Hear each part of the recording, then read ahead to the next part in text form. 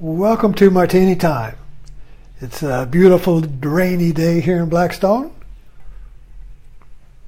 the center of the world. But then you too are the center of the world. So let's talk about Shiva. I've been, here's the Nataraj, the dancing Shiva. Got a nice statue. I've forgotten when I got that. Maybe I've had it about 15 years. But I've been associated with this dancing Nataraj since 1970, when I first got introduced, when I began the practice of Raja Yoga. I got introduced to Hindu mythology, and Shiva is the god or patron saint of yoga. So I thought I would talk about that tonight because I've been rereading some of my Joseph Campbell books, and he was talking about Shiva, and he reawakened my remembrance of Shiva, and I began to see deeper into this iconic image. And let me remind you, Shiva, this yogi, Shiva, which is also in the Hindu pantheon, goes back to 2,500 years BC in the Indus Valley. They found some little icons of a Shiva seated in meditation. So Shiva is ancient, and very deep. And so I thought I would go through with you the meaning of this statue, because Indian art, Indian gods contain the philosophy and the spirituality of the religion in the statue. So these are not just something to worship. I mean, this is for an oral. You can understand this. You don't have to read. You see, so the whole teaching is in the sculpture, in the hands, in what they're holding and what they're doing, you see. So it's an architectural teaching instead of a verbal teaching like a Bible or scripture, you see. So you can touch it, you can feel it. So let's talk about it for a minute before we see where it leads. Basically, this is a cosmic ring here. This is the cosmos of fire. This is the whole cosmos. So what you're having here is a vision of the cosmos. Indians thought big. They had a wide angle view. They thought in big metaphysical cosmic dimensions. So this is a cosmic dimension. And so what you have here is the god Shiva dancing. So this is a dynamic image. It's like a rock star. In fact, the rock stars in the 70s with the long hair, Shiva. Dancing, hair flowing, Shiva. So he's dancing, and his hair is flowing, and his arms are going, and his leg is going up and down. And on this foot here, it's resting on a gnome, or the gnome of ignorance. My ignorance, his foot is on that, and he's pounding me deeper and deeper and deeper into. He's pounding on my ignorance. He's driving it deeper. And so what do his hands say? Well, these two hands here, his right hand, now this is reversed, so his right hand holds the symbols. His right hand holds this, time and death. You see? Here we go. Here's my lifespan. Whoops, it's gone. Life and death. The symbols. The drumbeat. The drumbeat of time. You see? The tick-tock. Life and death. And it also represents the moon. Now the moon, in mythology, there are two consciousness, lunar conscious, sun conscious. And so the lunar conscious is the consciousness of the world, because You look at the moon, and it's always changing, and it's waning and waxing. Just like Jesus, it goes down into the tomb for 3 days, then it rises again, and then it dies. So the moon is the rising and falling of form in life and death.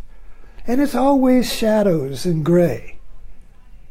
So this represents the lunar mind. It represents your consciousness, which is the lunar mind, because it's always changing. You're happy, you're sad, you're up, you're down. The world is always dying and rising. This is dying, your uncle dies, your nephew has a child, birth, death, up and down. What does it all mean, Alfie? You see, this is the lunar mind. And on this hand here, he holds the flame.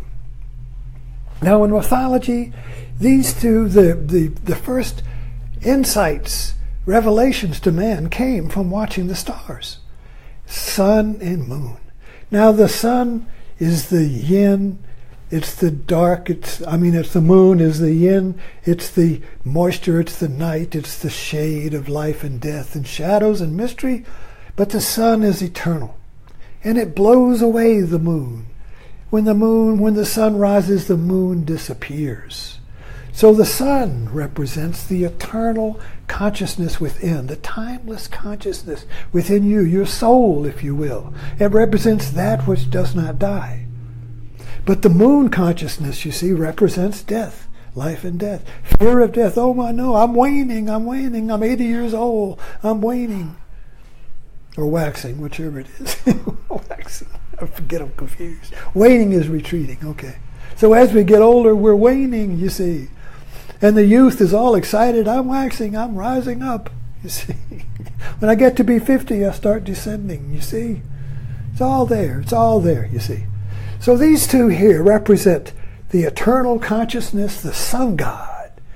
And the sun god's consort is the lion's roar of eternity that frightens the lunar mind, you see. And the lunar mind is the moon is always represented by the goddess of form, the womb of the earth. The rising and falling of form is the goddess. And her consort is the moon because of the waxing and waning of the moon, you see. And there is the horns of the moon. So now the bull is the consort of the goddess because the bull has horns. And he is the sacrificial animal of life and death, you see. And the snake, which is wrapped around Shiva, the snake, Kundalini, is also the symbol of the goddess, the creative energy. In Hindu mythology, the goddess is creative energy. God's energy, creative energy. And the snake is her consort because it sloughs its skin. It's constantly being reborn by getting rid of its old skin, old lives, changing, you see. So all this idea of change, dropping off the old, being born again, reborn, and all of that is the lunar, is the goddess, you see. And so these two are represented here. So then the goddess, the Shiva, is holding these two. And that's a very frightful thing, to see your own death. To see Shiva is like when the doctor calls up and say you have a terminal cancer. That's Shiva, destruction. So you have destruction here, death. But then you have the sun, which doesn't die. And now you have his arms, these other two arms. But this is a frightening thing. Am I going to die?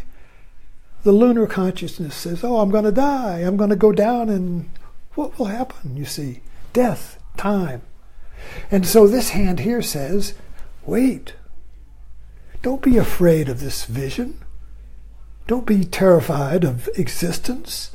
Don't be terrified of your death. Don't be terrified of the unknown. You say, wait.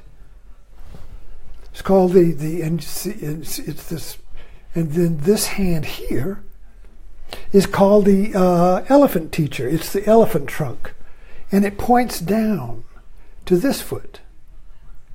Now, so this foot, remember, is dancing on ignorance. This foot is liberated. It's liberated, you see. So these three here, by the way, this makes this makes the Om sign. You see, boom, boom, boom, boop, Om. So Shiva is the sound of Om. Keep hitting that way. See, zoop, boop, boop. Well, anyway, I don't have an Om here. But anyway, so you have the weight and this hand point, the elephant's trunk. In India, the elephant is the guru. Is Ganesh, the threshold guardian. Because if you want to get through the jungle, you follow an elephant. If you want to get through the snares and the quagmire of the world, you follow a teacher, the elephant. You follow the teaching. And so this hand says, wait, don't be afraid. This hand points down here to the liberation. So here you have the total picture of liberation from the terror of now. As I dive deeper into this, this image here is not for intellectual. Well, it can be. The first level of it is, you study it and you read comparative literature, and you read Joseph Campbell and you find out what all the things mean, and you compare it and you contrast it and you get knowledge about it, and that's all very interesting.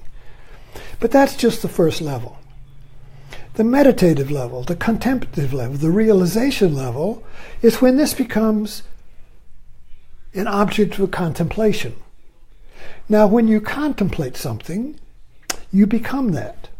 The barriers between me and the object begin to dissolve. And so you say in Shaivism, which is the religion of Shiva, the worship of Shiva, the practice of Shiva, the realization of Shiva is Shiva Home. I am Shiva. Shiva is I. I am Shiva. This reminds me of the French when the Charlie, the cartoon agency, got killed by the terrorists, and the people rose up and said, "Je suis Charlie. I am Charlie." You see, Je suis Shiva. So this Je suis Shiva is a realization when you realize that you are the dance of Shiva. You are dancing on your ignorance. You are liberated from your ignorance. You hold the lunar and the sun god within you. You are both, you see. These are opposites, but Shiva holds the two opposites together, you see. So in the lunar mind, in our conscious mind, we say, there's creation and destruction. They're separate. So we separate life into good and bad. Oh, that's good. Oh, that's bad. I want to get more good, get rid of the bad. That's separate, you see. That's lunar mind. That's lunar mind. The sun mind, the sun goal, God, the sun door, sees it all as one. That's awareness. Awareness is truth. Awareness holds the opposites and sees both as one. Just like good, bad, boom, they're one. Two, one. One, there's one body with two hands. So awareness, Shiva awareness, would be to see the whole body as two. But we become aware of the one. The one is an awakening, which unites the two within ourselves. This is not objective. That's lunar mind. Lunar mind is Western mind in the sense that we see everything objectively as material in things, you see. That's lunar mind. That's the mind of form. Shiva is the transcendence of lunar to the sun, to the awareness that includes all. And this is a liberating dance. So this, to me, is the dance of Zorba. This is the dance of Fred Astaire and Ginger Rogers. This is you when you surrender to the dance. This is you when you surrender to love. This is you when you surrender to your art. When you surrender to the joy of being. When you surrender to the dance of being. But we're always going back to ignorance and, oh no, where did it go? I lost my joy. Now I got these worries. I'm back here, you see. So the meditation on Shiva basically is saying, do not be afraid of the transitions and the temporariness and the temporality of time and the frailty of your life and the shifting sands of existence. Don't be afraid. You are liberated, and he points to the liberated leg, you see.